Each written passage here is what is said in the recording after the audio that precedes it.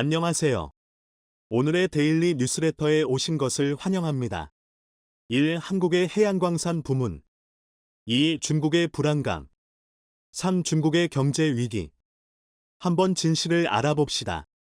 해저 광물 자원 개발은 한국에서 중요하고 도전적인 활동입니다. 이 나라는 일본 해와 동해를 따라 펼쳐진 특별한 지리적 위치에 있으며 철광, 만간광, 구리광과 같은 귀중한 광물 자원을 해저에서 채취하는 큰 잠재력이 있습니다. 한국의 해저 광물 자원 개발은 국가 경제에 귀중한 자원을 공급하는 중요한 역할을 계속할 것으로 예상됩니다. 지금으로부터 175년 전인 1848년 1월 24일, 미국 샌프란시스코의 컬로머라는 마을의 제재소에서 일하던 제임스 마셜, 제임즈 W. 마어셜은 우연히 강을 걷다 강바닥에서 순간 반짝거리는 모래를 발견했습니다. 햇빛의 모래가 비친 찰나 반짝인 이 모래를 양손 가득 담아 바위에 펼쳐본 그는 깜짝 놀랐습니다. 왜냐면 그 반짝이던 물체는 다름 아닌 모래에 섞인 금.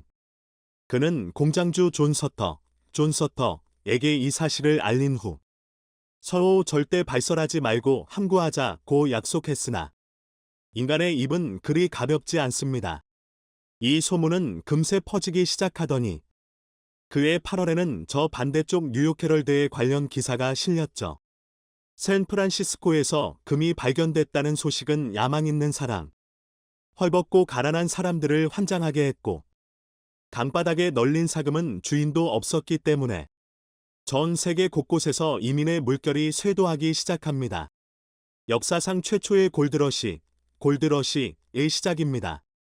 이듬해부터 무려 8만 명이 샌프란시스코로 콜려들기 시작했는데 이들을 두고 49년 돌이라 하여 49ers라고 부르는데 이는 캘리포니아 샌프란시스코를 연고지로 하는 프로 미식축구팀 NFL의 명칭이기도 합니다.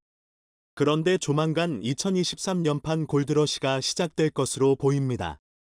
이번에는 강바닥 모래가 아니라 아주 깊은 바닷속에서부터 시작될 텐데 한국은 이 골드러시에 대비해 미국 앞바다에 어마어마한 규모의 독점 개발권을 확보해뒀고 이니 세계에서 최초로 실증까지 끝마쳤으니까요. 현재 전 세계는 보이지 않는 전쟁 중에 있습니다. 어쩌면 러시아 우크라이나 전쟁처럼 총탄이 오가는 실제 전쟁보다 어쩌면 더 치열한지도 모르겠습니다. 바로 자원 획득을 위한 자원전쟁인데요.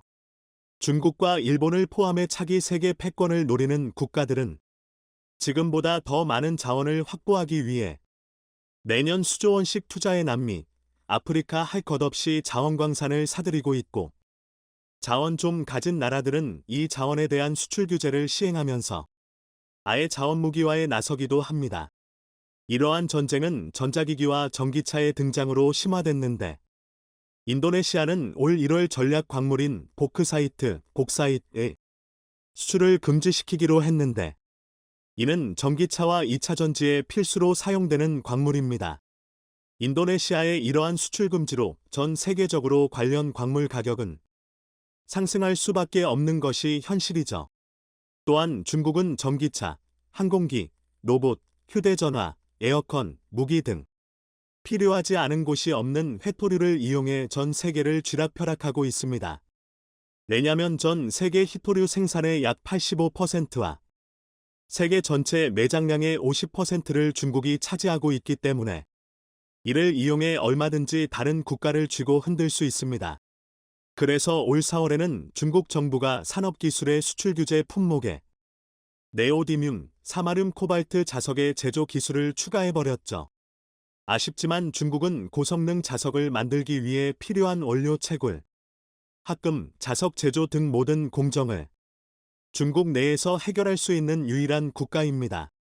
전 세계적으로 부는 탈탄소 사회를 이행하기 위해서 꼭 필요한 전기자동차와 풍력발전기 모터에는 이 자석이 필수적으로 필요하기 때문에 이를 수입하려면 어쩔 수 없이 중국의 자존심 굽히고 그런데 조만간 중국에게서 벗어나는 국가가 생겨날지도 모르겠습니다.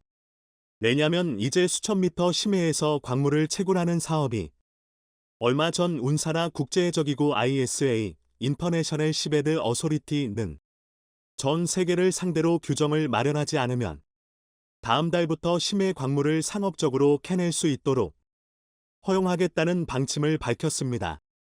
사실 심해는 아직까지 미지의 영역이 대부분이지만 그 아래 매장된 지하자원은 육지에 비할 바가 못 됩니다. 대표적으로 태평양과 인도양 해저 약 5,000m 아래에는 망간 단괴 맹거니스 나줄라는 것이 있습니다. 1873년 2월 18일 영국의 해양조사선인 챌린저호가 심해 깊은 곳에 분포한 망간 단괴를 최초로 발견했는데 현대시대로 접어들어 망간 단괴는 바닷속 노다지 또는 바닷속 황금이라고 부릅니다. 100만 년에 약 2m씩 자란다고 알려진 검은색 광물 덩어리 망간 단괴에는 망간 24%를 비롯해 니켈 1.4%, 구리 1.3%, 코발트 0.2% 뿐 아니라 몰리브덴, 히토류와 같이 산업적 가치가 높은 금속이 포함되어 있는데 이들은 모두 현재 산업의 기초 소재로 사용되고 있습니다. 잘 아시다시피 한국은 대표적인 자원 소비국입니다. 내장된 지하자원이 충분하지 않은 반면 기술력이 너무 발달한 덕분에 우리가 사용하는 대부분의 자원을 수입에 의존하고 있죠. 하지만 지하자원이 풍부한 국가들이 자원을 무기화하면 가격이 급등하게 되는데 한국은 눈물을 머금고 그 가격을 지불해야 합니다. 그렇다고 자원을 수입하지 않았다가는 한국은 그대로 폭삭 주저앉을 겁니다. 그런데 전 세계 심해에는 지금 현재 한국에 없어서는 안 돼. 망간, 니켈, 구리, 코발트로 똘똘 뭉친 망간 단계가 약 1조 7천억 돈이 존재하는 것으로 추정됩니다. 이에 한국뿐 아니라 전 세계 수많은 국가와 기업이 군침을 흘리고 있죠. 알고 계시겠지만 한 국가의 영해와 배타적 경제 수역 EEZ에서는 석유든 천연가스든 광물이든 얼마든지 상업적인 채굴이 가능하고 그 범위 내에서 채굴되는 자원은 전부 그 국가로 귀속됩니다. 하지만 공해, 즉 누구의 소유도 아닌 공해상에서는 유해협약이 적용되기 마련인데 아직까지 유해는 시험 채굴만 허용하고 있고 상업을 목적으로 한 대규모 채굴은 금지했었습니다. 2016년부터 상업 채굴과 관련된 국제협약을 준비하고 있지만 현재까지 논의가 진척되지 않았죠. 이런 상황이 이어지자 태평양의 섬나라 나우루 공화국이 행동에 나섰습니다.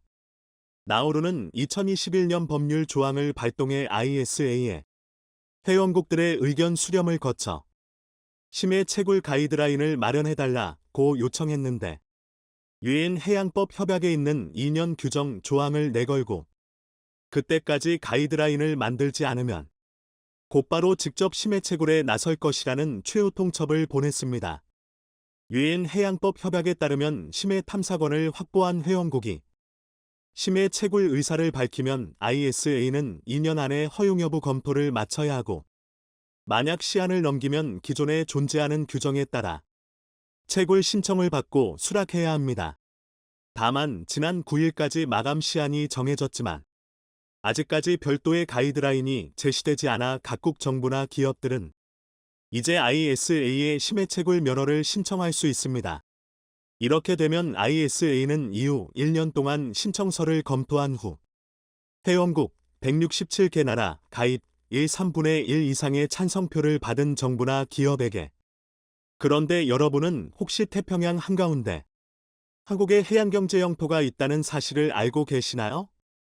한국이 심해저 광물자원 개발 사업에 뛰어든 것은 생각보다 빠른 1980년대입니다. 하와이 대학의 연구선을 빌려 탐사를 시작했는데 1992년 종합해양조사선인 온누리호가 건조되면서 독자적인 조사를 하게 됐죠. 당시 ISA는 해양법에 관한 국제연합 협약이 발효되기 전 쉐저 개발을 위해 3천만 달러를 투자한 국가나 기업에게는 선행 투자자의 지위를 부여했는데 한국은 이 기회를 놓치지 않고 340억 원을 투자했습니다. 중국, 러시아, 일본, 인도, 프랑스 등과 함께 선행 투자자의 지위를 확보해 약 15만 K미에 해당하는 지역을 탐사할 수 있도록 허가해줬죠. 하와이에서 동남쪽으로 가면 클라리온, 클리퍼톤, 클레리언 클리퍼턴 CC 해역이 있습니다. 이는 해저에 있는 단열대의 이름인데 단열대란 끊어지고 으치져진 의렬 상태로 길게 늘어진 대 모양의 지형을 일컫습니다. 그런데 이 해역은 한국에게만 독자적으로 할당된 것은 아니고 ISA가 전 세계 정부와 기업들에게 분배해줬습니다. 사진에서 보시면 아시겠지만 연두색 부분이 바로 한국이 배당받은 구역인데 그 크기가 좁아 보이지만 실상은 15만 킬로미터입니다. 한국 전체 면적이 약 10만 킬로미터니까 한국 전체 면적보다 큰 면적이 한국에게 연구할 수 있도록 분배된 것이죠. 그러던 2002년 대한민국에게 부과된 의무사항을 충실히 이행한 결과로 ISA는 한국에게 허가 면적의 절반인 약 7만 5천 킬로미터를 단독 개발할 수 있는 권리를 세계에서 7번째로 획득했습니다. 놀라운 것은 한국이 독자 개발할 수 있도록 허용된 그 지역에는 약 5억 6천만 톤의 망간단괴가 존재한다는 겁니다. 만약 매년 300만 톤씩 망간단괴를 채광한다면 무려 100년 이상 매년 2조 원 이상의 수입 대체 효과, 즉 200조 원을 아껴주는 어마어마한 양입니다. 이렇게 되면 적어도 100년 동안 한국은 망간, 니켈, 코발트 등 주요 광물에 대한 걱정은 없어지는 겁니다. 그런데 이 광물을 캐내기 위해 이미 세계 최초로 심해 채광 로봇 미네로를 개발해뒀습니다.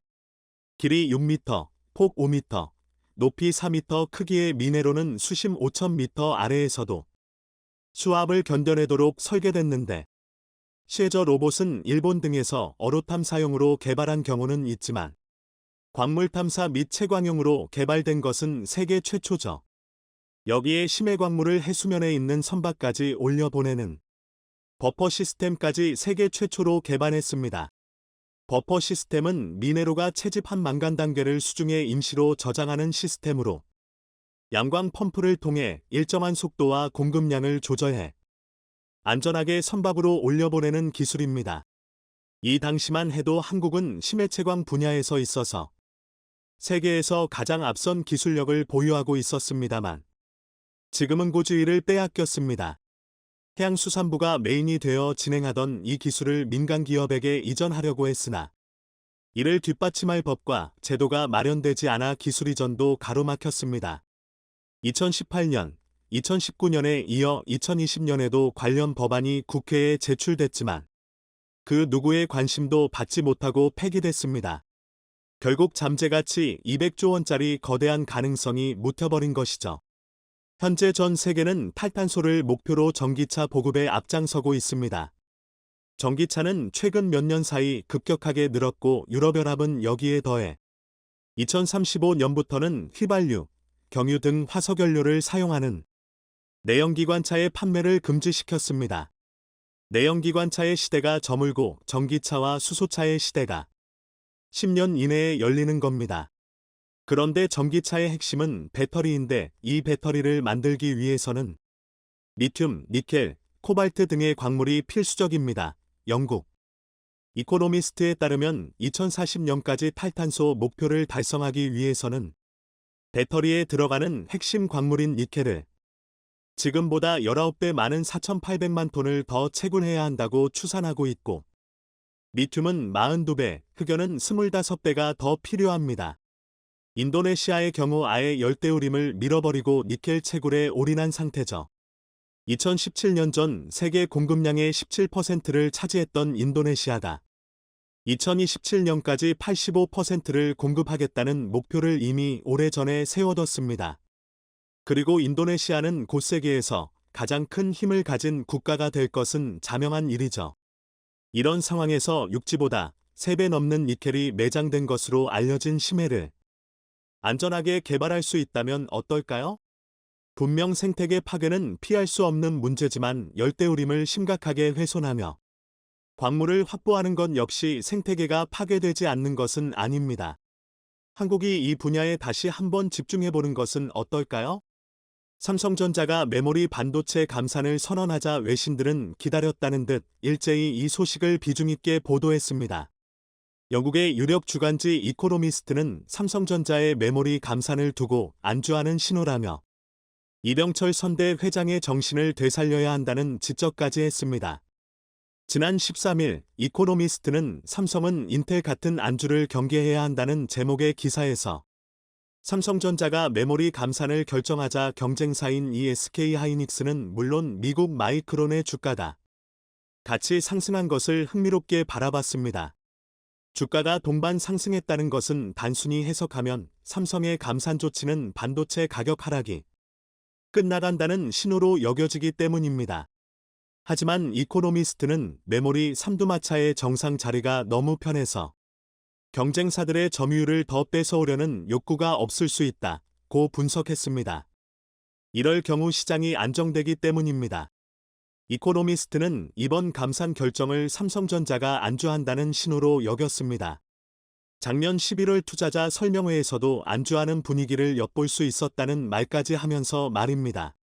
그러면서 더는 생존을 위해 싸우지 않을 때 안주한다며 2010년대 후반 인텔이 TSMC와 삼성전자에 밀리기 시작했을 때 이런 유의 비슷한 정서가 인텔을 정상에서 끌어내렸다고 꼬집었습니다. 그러면서 이병철 회장까지 소환했습니다. 1983년 이병철 전 회장이 도쿄 선언으로 반도체 사업 진솔을 발표할 때 한국에는 원자재는 부족하지만 교육받고 근면한 인력이 있다고 말한 것을 소개하면서 이병철 정신으로 돌아가야 한다고 말했습니다. 여기까지만 보면 삼성전자의 메모리 감산 결정은 큰 패착처럼 여겨질 수 있었습니다. 하지만 삼성 메모리 반도체의 감산 결정 이후 외신들의 우려와 달리 시장은 정반대로 흘러가기 시작했습니다. 오히려 외국인들은 삼성전자의 주식을 사들이기 시작했습니다. 삼성전자의 인위적 감산 선언 이후 현물 거래가 살아날 것이란 기대감이 외국인들의 매집을 이끌어낸 것입니다. 반도체 업계에 따르면 삼성전자의 감산 발표 이후 현물 가격 상승세가 뚜렷하게 확인됐습니다. 지난 11일 DDR4 16GB 2666 D램 현물 가격이 1년 1개월 만에 상승세로 전환된 게 대표적인 사례였습니다. 이날 다른 PC용 D램 제품인 DDR4 8GB ETT와 스마트폰에 들어가는 D램 LPDDR4 16GB도 각각 0.24%, 0.12% 상승했습니다.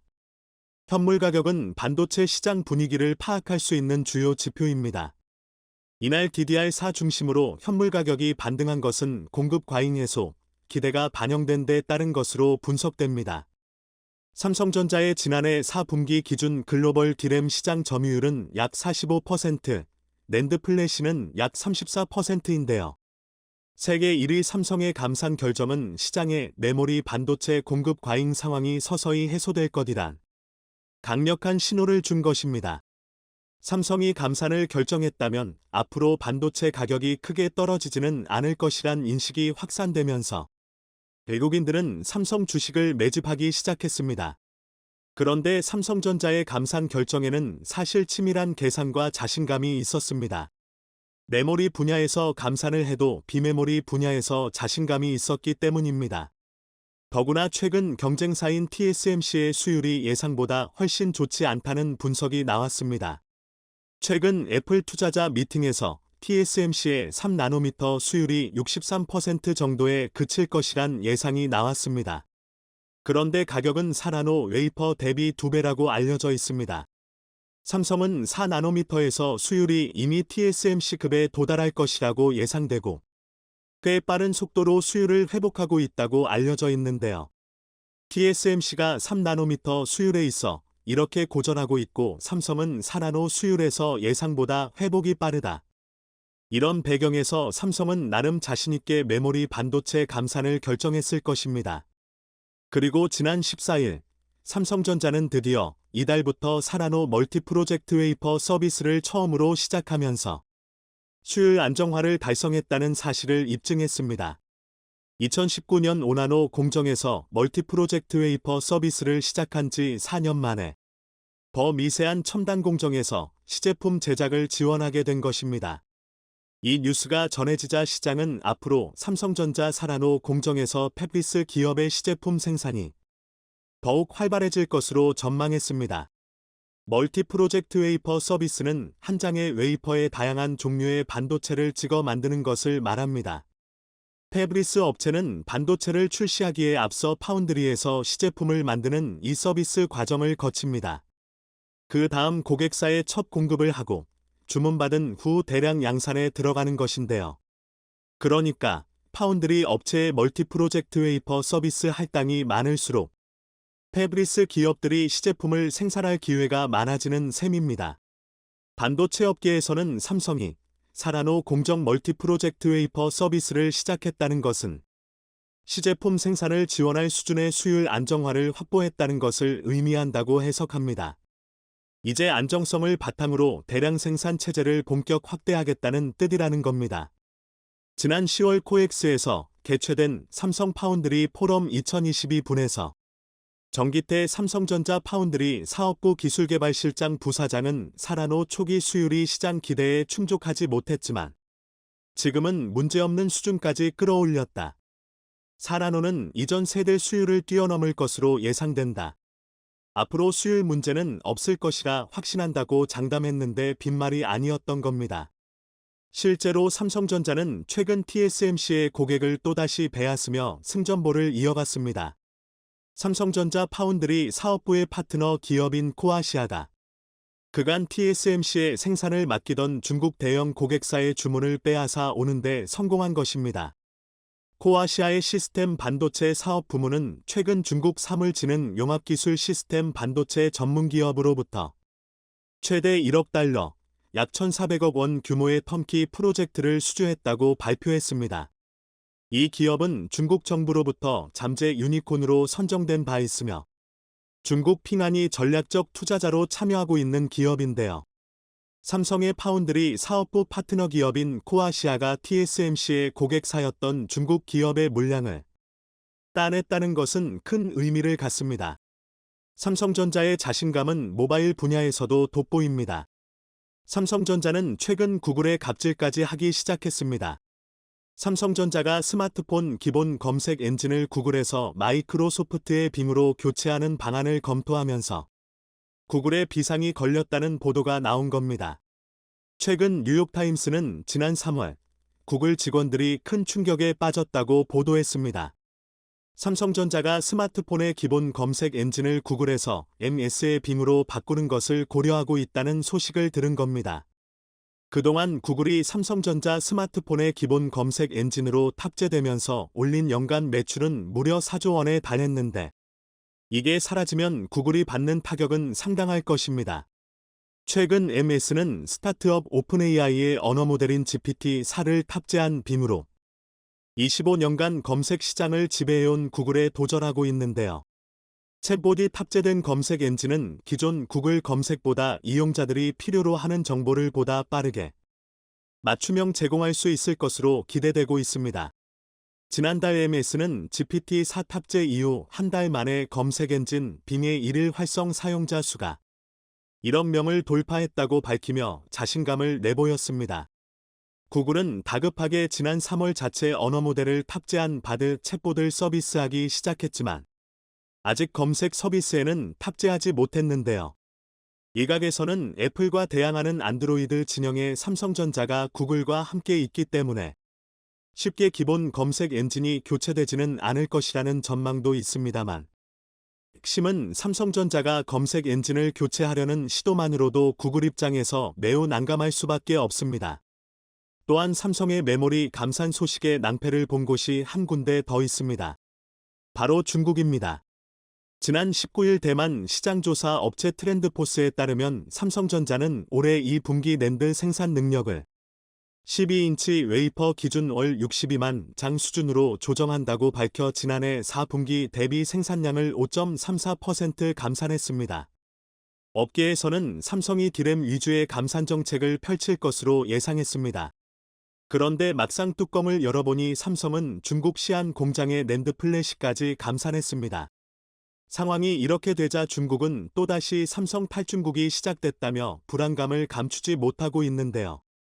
아시다시피 삼성이 떠난 중국 지역 경제는 완전히 붕괴된 사례가 있습니다. 하지만 이미 삼성전자의 탈중국은 빠르게 진행되고 있습니다. 신규 공장 증설 계획을 접었기 때문입니다.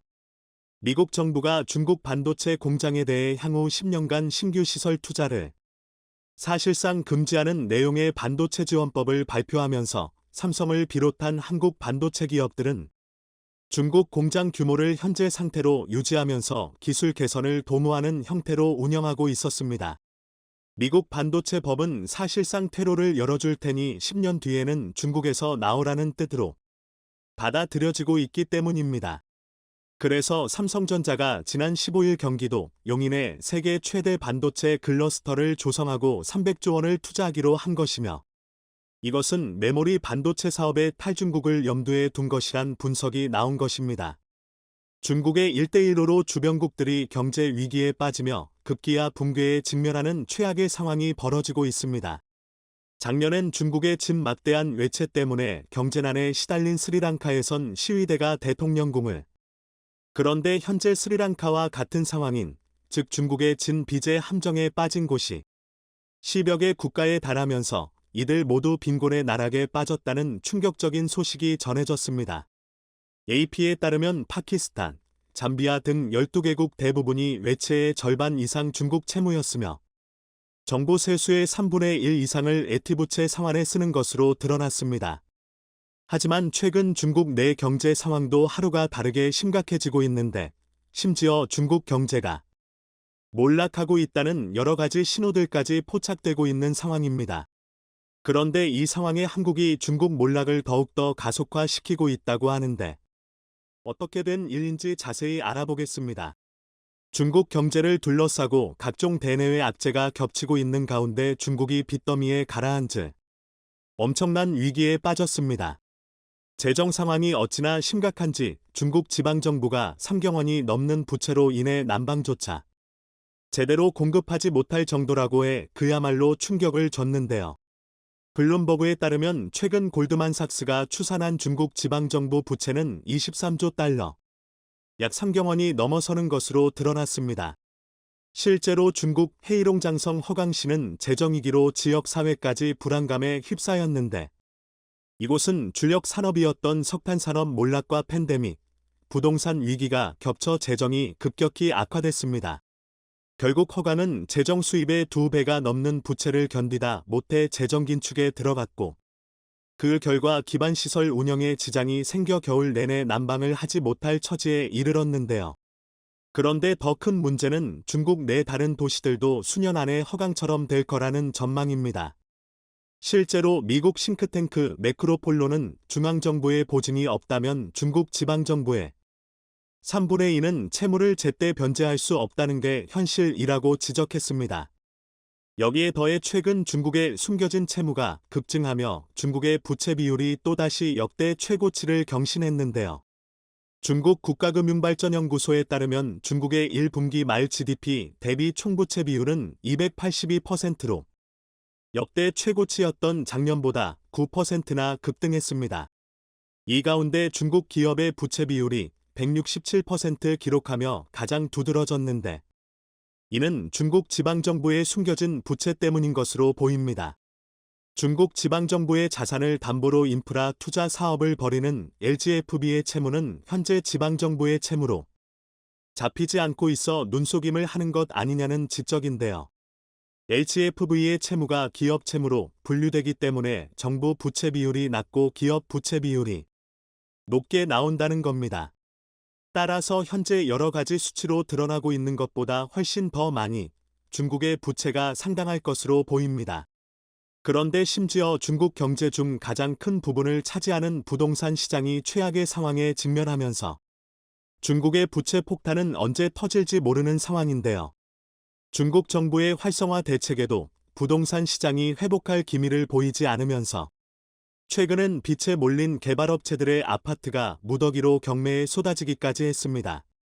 중국 언론에 따르면 올해 들어 칭다오에서만 494채의 아파트가 법원 경매 물량으로 나오는 등 중국 부동산 시장이 장기 침체에 빠졌다는 사실을 방증했습니다. 그런데 이런 상황에 한국은 탈중국을 가속화하며 중국에 더 큰 걱정거리를 선물해 줬습니다. 앞서 열린 G7 정상회의에서 한국이 반도체, 배터리 등 첨단 산업에서 중국에 대한 공급망 의존도를 낮추겠다고 공개적으로 밝힌 건데요. 실제로 최근 정부와 국내 기업들은 중국 의존도를 낮추는 방안을 다각도로 모색하며 중국 외 다른 국가들과 협력을 추진하고 있는 중입니다. 지난 16일엔 캐나다와 핵심 광물 공급망 청정에너지 전환 에너지 안보 협력 MOU를 체결하고 장관급 경제안보 협의체를 운영하기로 했는데 이 역시 중국 의존도를 줄이기 위한 맥락입니다. 이렇게 한국이 중국을 본격적으로 손절하려는 움직임을 보이자 이를 알아차린 중국은 G7 회의 이후 한국에 갑작스런 제재를 가하며 불순한 의도를 드러내고 말았습니다. 실제로 이달 중순부터 중국 일부 지역에서 네이버 접속 장애가 발생한다는 이야기가 계속 나오면서 중국 정부가 네이버를 차단한 거 아니냐는 추측이 이어졌습니다. 그리고 최근 한국 가수 정용화의 중국 예능 프로그램 출연이 취소되자 한한령이 부활할 수도 있다는 목소리가 나오기도 했는데요. 하지만 다양한 분야에서 한국 기업들은 할 만하다 혹은 오히려 좋아 라는 반응을 내놓으며 분위기가 완전히 달라졌음을 실감케 했습니다. 이는 수년 전부터 지나친 중국 의존도를 의식해 호주, 아세안, 북미, 남미 등으로 수입처 다변화를 꾀했던 특히나 전기차 배터리 관련 기업들은 탈중국에 대해 오히려 좋다는 반응으로 자신감을 보이고 있습니다. 포스코그룹은 그동안 호주 리튬과 니켈 자원 개발을 위해 4조 원 이상의 투자를 해온 것으로 파악되는데 아르헨티나 염호에서 역시 리튬을 채굴할 계획입니다. 이렇게 확보한 자원을 바탕으로 포스코 퓨처엠이 각종 배터리 소재를 만든다면 중국 의존도를 크게 낮출 수 있다는 분석입니다. LG화학 역시 최근에 미국 피드몬트 리튬과 연 20만 톤 규모의 리튬 정광 구매 계약을 맺으면서 공급망 다변화를 꾀했습니다. 배터리 4대 핵심 소재인 분리막, 전해질을 만드는 업계에서도 탈중국을 두 팔 벌려 환영하고 있는 분위기인데 우선 분리막 업계에서는 스키어트가 연내 북미 투자 의사결정을 마치고 실행 여부를 확정할 방침입니다.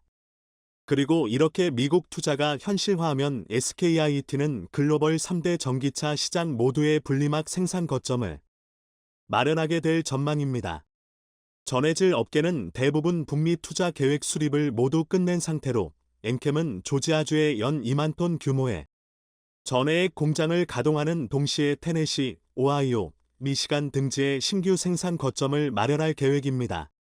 솔브레인과 동아기업도 내년 하반기부터 현지에서 전해액 생산에 나설 예정으로 솔브레인은 인디애나주에 생산시설 공사를 시작했고 동아기업은 상반기 중 테네시주에서 첫 삽을 예정입니다.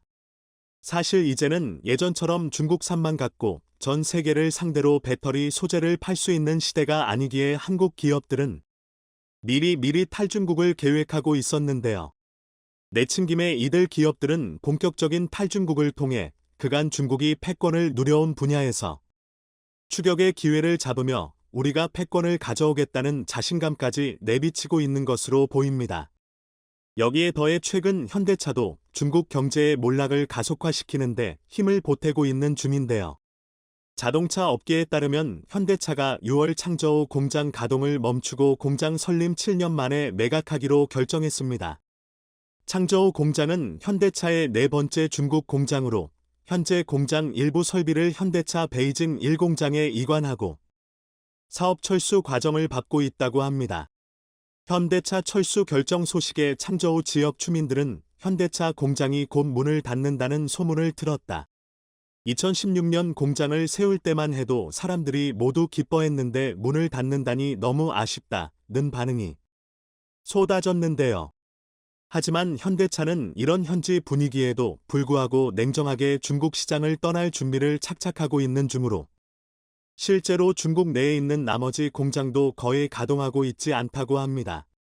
현대차가 이렇게 냉철한 판단을 할 수 있었던 건 중국 판매가 아니어도 해외에서 아주 무섭게 폭풍 성장 중이기 때문입니다. 유럽과 미국의 완성차 업체들이 현대차를 의식할 정도로 자동차 업계에선 현대차가 전기차 혁신 기업으로 성장했다는 평가를 받고 있는데요. 최근 월스트리트저널이 현대차는 어떻게 그렇게 쿨해졌나라는 제목의 기사를 낼 정도로 전기차 시장에 새로운 강자로 두각을 내고 있음을 방증했습니다. 월스트리트저널은 저가 브랜드를 만들었던 현대차가 전기차의 혁신을 꾀하며 시장 1위인 테슬라를 정조준하고 있다며 찬사를 보냈습니다. 실제로 아이오닉 6는 얼마 전 미국 뉴욕에서 열린 자동차 전시회 2023 WCA에서 최고상인 세계 올해의 차와 함께 올해의 디자인, 올해의 전기차상을 받으며 테슬라의 아성을 이어파고 있는데요. 현대차가 1980년대 엑셀을 내세워 미국에 상륙했을 때만 해도 싼 가격으로 미국 코미디언들이 웃음거리로 삼았던 것과 확 달라진 엄청난 변화입니다. 또한 현대차는 세계 자동차 시장 규모 3위로 올라선 인도 시장에서도 엄청난 폭풍 성장을 이어가며 훨훨 날아오르고 있는데요. 실제로 인도 내 판매량이 꾸준히 늘면서 작년 현대차, 기아의 인도 법인이 벌어들인 순이익이 1조 원에 달하는 것으로 나타났습니다. 여기에 더해 현대차는 인도 시장을 철수한 GM 공장도 인수할 예정이라 절차가 마무리되면 현대차의 이도 현지 생산량은 연간 125만 대를 넘어서게 될 전망입니다. 심지어 현대차는 차세대 배터리 개발 투자에 나서며 글로벌 완성차 업체들의 꿈인 배터리 내재화에 성큼 다가서고 있는데요. 전기차 핵심 부품인 배터리 성능을 개선하고 원가를 절감하기 위해선 자체 배터리 생산 필요성이 제기되고 있는 만큼 이를 먼저 실현하고 있는 겁니다. 이 가운데 현대차가 주목하고 있는 건 리튬메달 배터리로 리튬이온 배터리보다 주행거리가 30% 길고 12분 만에 배터리 용량의 90%까지 충전할 수 있는 것으로 전해집니다. 이렇게 현대차는 미래차 1등 기업으로 도약하기 위해 하나하나 단계를 밟아가고 있는데요. 이쯤 되면 조만간 중국이 탈중국을 꾀하고 있는 한국 기업들을 향해 돌아와 달라고 시청해 주셔서 감사합니다.